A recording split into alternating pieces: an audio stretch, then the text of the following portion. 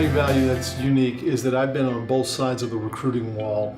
As a former high school teacher, I've also been a former college coach, recruiter in the admissions office, and a small college guy, which small college schools, you have to do a little bit of everything. And I think that my clients for the past 5 or 6 years would also tell you that having that ability to have knowledge on both sides of it can really give a unique perspective. And I think also when we communicate with admissions people, coaches, high school teachers, guidance counselors, since I've kind of been in both sides of the world, that gives me a unique perspective. For me, the most satisfying thing working with student athletes is just sharing the journey. The journey is really cool, and everybody has their own story and their own journey. That's what's truly satisfying. And then at the end of the day, having shared all that is when they make that final decision and know that I've had a chance to be a part of it, but it's the student athlete and the family who's totally vetted into this process. And then see them, change as they go and then make their dreams come true. That's the most satisfying thing.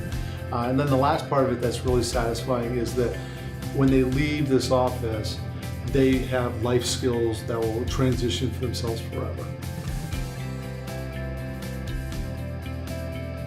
I think that this is the critical part. So the question is, how do you build a relationship with your clients?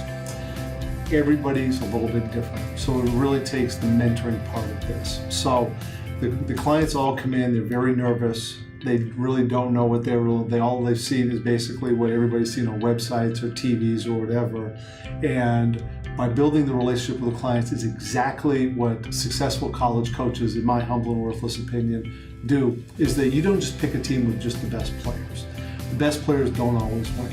But that special sauce and those ingredients, the intangibles that everybody talks about, that's what we try to do with the clients. So how do we do it?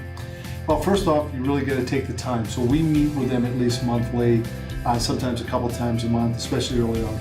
I do some psychological tests. My background, my master's is in sports psychology, so I got a slight advantage there. But we really try to figure out, one, how their brains work, what's the best situation for them, what's the best learning tools for them, how they can relate to all these pieces.